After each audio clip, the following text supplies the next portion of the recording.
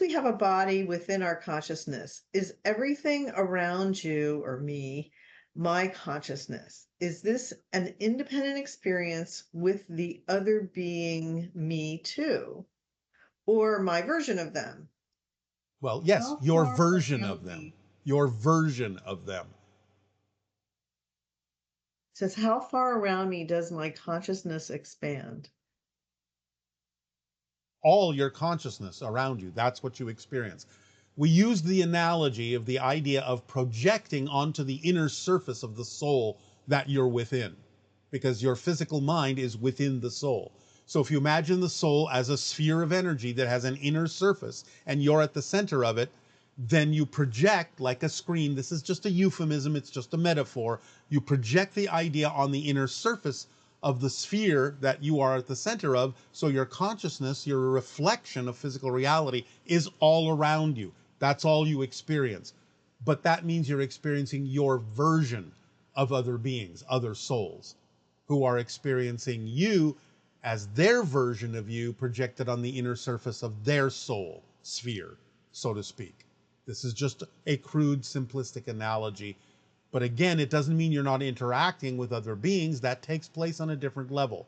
But you're creating, as a physical mind, all of those interactions out of your own energy, because you are at the center of your soul sphere, projecting it on the inner surface of that sphere, euphemistically speaking. It's interesting because what you've described is very similar to what a person experiences inside of the sphere in Las Vegas. Yes. That's why, again, you create these things to represent what's actually going on in reality, and your culture chooses to create representations of that idea. As you open your consciousness up, it's reflected in your technology all the time, in your culture, in your stories, so on and so forth. Fascinating. Yes. Um, is it correct that some souls incarnate on Earth compulsorily? And how does this come to be specifically? How does free will relate to this? You always have free will as a soul. It's not compulsive. You choose to incarnate. Now, you may feel as a soul, so to speak, that it's important for you to do so. And if you want to call that a compulsion because you know that that's going to really help your soul grow and you are really driven to do that, well, fine. Then that can be, in a sense, a compulsion. But it's not something that is compulsive. You have a choice. Can entities interfere with the communication between the triad mind? And if so, what are some of the common reasons why this interference takes place? No, there's no such thing as that kind of interference in the way that you mean it. Again, you can choose to change your vibrational frequency to match frequencies of other beings, and in that way, you're influencing yourself in a way that makes it appear as if it might be coming from another being, but it's your own energy at a certain frequency that is experienced as interference, but it's not actually possible for another entity to interfere. Okay, and this person is asking, how can I become an oversoul if I'm an individual soul now? You can't. You are an individual soul. You are part of an oversoul. Again, in spirit, you can have the experience of perceiving yourself as an oversoul, but the oversoul exists at the same time that your soul does. So you don't become an oversoul. You simply have the ability to experience yourself from the oversoul perspective as a soul. Okay. And this person is saying that they believe that nothing can affect them in a negative way unless they are a match to that energy. Is that a true belief? Yes, if you actually believe it. You know it. You understand it. That's the way things work. Nothing can affect you that you don't choose to be affected by. And that's why it's so important to get into touch with the beliefs about why you believe it might be necessary to change your frequency to make it appear as if you're being affected negatively by something else. And does that sort of relate to the question the individual said had about changing their life theme that they were experiencing in a painful way because they decided that the path they had chosen for this life was too painful? Is that also an answer to that issue of Yes. experiencing life in a painful way, wanting to Yes. escape it?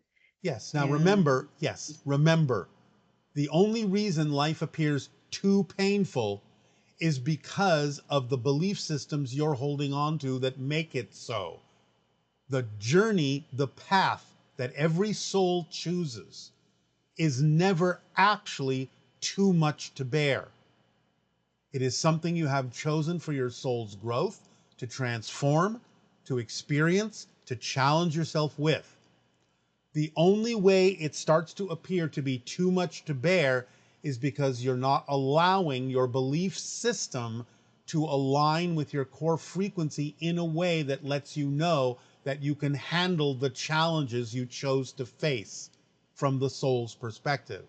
So it is up to the physical mind and the belief system that makes up the physical mind to alter its beliefs in such a way as to experience that the challenges the soul chose are not something that is too much to bear.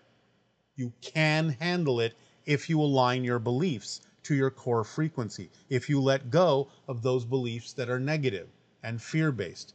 You will be a match for the soul's path that the soul chose. It only becomes overwhelming when you have beliefs that are contrary to your core frequency as a being, as a soul. this person wants to know if you think that any of us, or even just some of us, can accomplish the elevating or raising of our vibration that you so strongly advocate and suggest. What are your thoughts on our current procedure? Yes, of course you can. Otherwise, it would be pointless for us to share this information with you. Therefore, we wouldn't do it. So the fact that we are sharing this information is a representation of the principle of the one-sided coin that we've talked about many times. It is our passion and our pleasure to share this information with you, which tells us that there are some individuals who are more than capable of receiving and absorbing and applying this information in a way that they can raise their vibration and have the experiences that we are talking about. Otherwise, it would be pointless for us to share this information. And we would then feel that it was pointless, know that it was pointless, and wouldn't share it.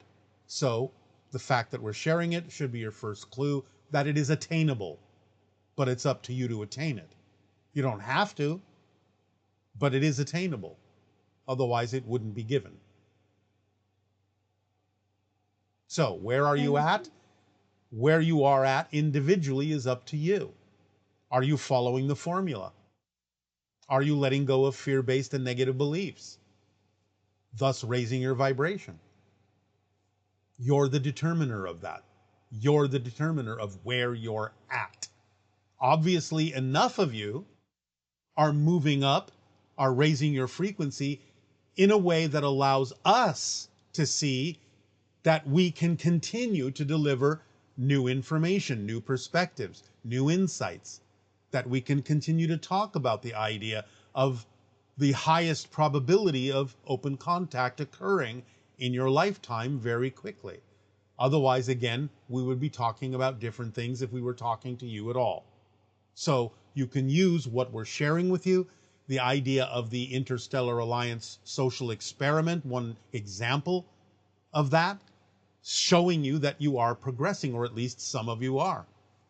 So use what we're sharing with you as an indicator that you're progressing, if you are even aware of what we're sharing with you.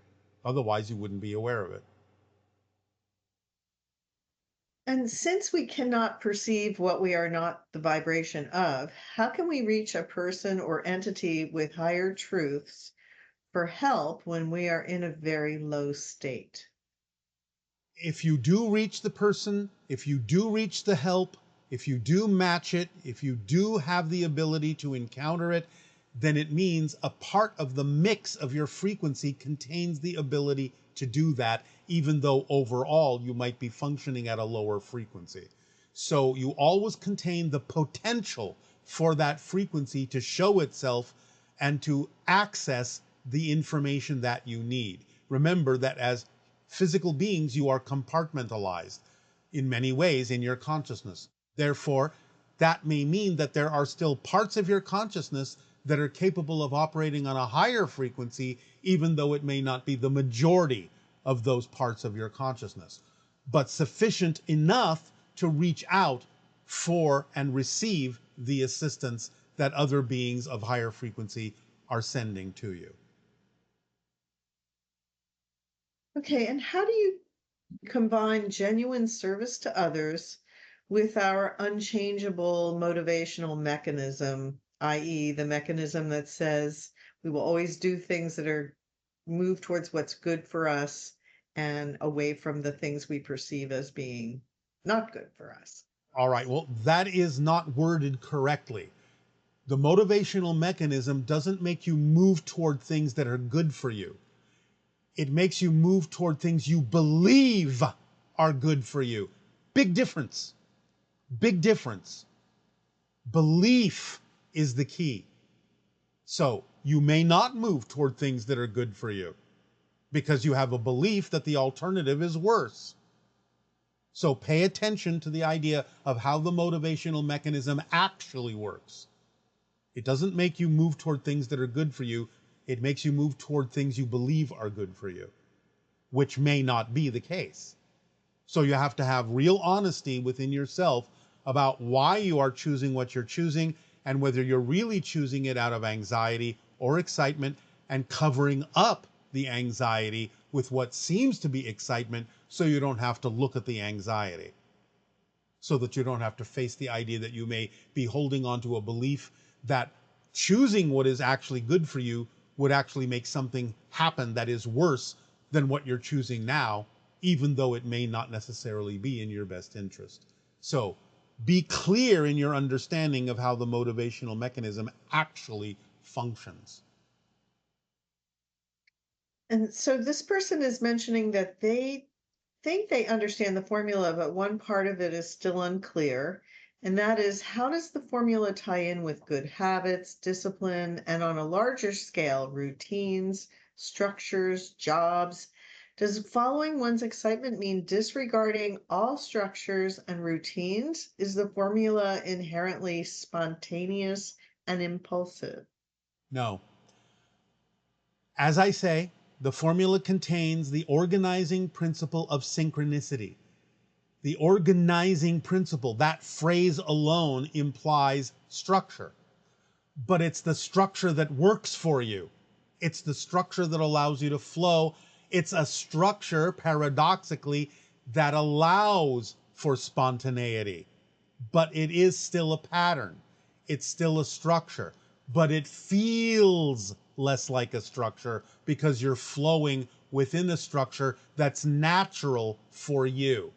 So you don't feel the resistances that often come with the artificial structures you impose on yourselves that are not natural for who you are. That's why it doesn't feel like a structure, because it's the structure that fits you. Okay, thank you. And how do I find the purpose of my life? How do I find my excitement? As I said, you can start small. The fact that you're asking that question is a representation that you have found your excitement for that moment, because obviously it was more exciting than any other choice to ask that question. So you can do the same thing in the next moment. What's the next thing that has a little bit more excitement, curiosity, attractiveness than any other choice? Start simply. Keep it simple. Again, when we talk about finding your passion and your excitement, we don't mean that you have to be jumping up and down and running around like crazy. It doesn't mean it has to come with trumpets and angels singing. It means, what's the next thing I have the ability to act on that has more attractiveness than any other choice? That's simple. taking a walk, reading a book, eating a meal, talking to a friend, creating something, whatever it is, asking a question of someone like you just did, whatever it is that has more attractiveness, that feels like the next thing you really, really feel like doing, do it and keep doing that. It will build, it will snowball into other expressions of your excitement, as long as you keep checking yourself to make sure that you're actually acting on excitement and not acting on anxiety disguised as excitement. And this idea of the end justifying the means, and that would be that it seems like the higher mind has an attitude of the ends justify the means. So for people with especially hard themes, that includes a total forgetting of any spiritual truths. What are your thoughts on this? It's not that the higher mind has an end justifies the means position. That's a human interpretation. The idea is the soul understands what it's going to get out of the experience and is doing its job of guiding the physical mind within it in such a way as to send it the guidance it needs in order for the physical mind to have an experience that allows it to face challenges that are beneficial to it, to allow it to expand, to allow it to grow, to allow it to have a fulfilling and joyful life experience. The only reason it appears as if the end justifies the means is because of the perspective of the physical mind that is harboring and holding on to belief systems that are out of alignment with its core frequency. So, the idea that it seems too hard to bear, as we discussed already, comes from the linear perspective, not from the soul perspective. The soul is doing its best to send you messages of passion, but the physical mind has the ability and the free will to ignore it. And it is in ignoring that guidance from the soul that the physical mind then says, oh, this looks like the end justifies the means because I am being subjected to these horrible, torturous experiences, instead of allowing yourself to understand what we have shared with you about the formula that allows you to remain in a positive state no matter what happens, so you can always get a benefit from it. That's why that step is in there, so that you can understand how this works, so that you can experience a life of challenge in a positive way that allows you to expand and experience the benefits of facing those challenges, rather than feeling overwhelmed or feeling that the soul is somehow torturing you by putting you in a situation that's too much for you. It's not. You're putting yourself in the situation that makes it appear to be too much for you by not following the formula, by not opening up to the idea that challenges can be positive, by not feeling worthy, by forgetting who you are. That's what the soul may have chosen to start with, but it has always given you the opportunity to pay attention to what you can actually use to go through the experience from beginning to end, that actually will help you learn and grow and experience a life of fulfillment and joy.